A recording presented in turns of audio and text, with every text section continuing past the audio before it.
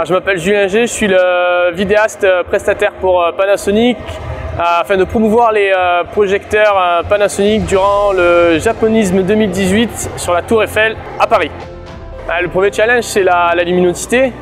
Et filmer de nuit, c'est toujours un peu délicat et il faut avoir du matériel qui puisse répondre à cette demande. Avec la EVA1, on a réussi à tirer de superbes images, notamment grâce au 4K, voire même au 5K avec le Super 35. On peut arriver à avoir des images qui soient dignes de ce nom et sur lesquelles on peut être fier. La valeur ajoutée des caméras EVA1, essentiellement, c'est la praticité. C'est que c'est assez compact et que ça permet de pouvoir travailler sans être encombré par le matériel.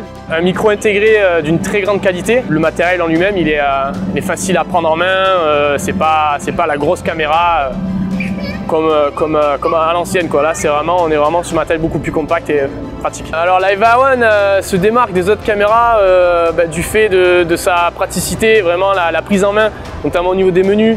Et la facilité de changer d'utilisation. Des fois on est dans un décor très sombre, on passe de suite dans un décor très éclairé avec beaucoup de contraste.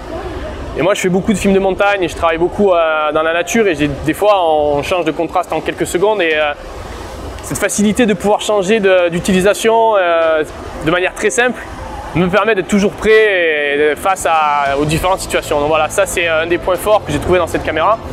Et puis juste l'aspect esthétique, elle est sympa et voilà, c'est la meilleure pote sur les tournages. Le 5K, le micro qui donne un très bon rendu audio.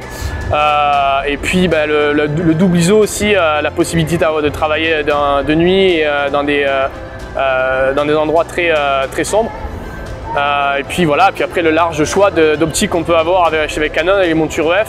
Ce qui permet vraiment de travailler comme avec un réflexe, avec une vraie caméra digne de ce nom. Donc je pense à tous les filmmakers qui travaillent avec des réflexes. S'ils veulent migrer vers une caméra professionnelle, c'est la caméra sur laquelle ils peuvent compter sans problème.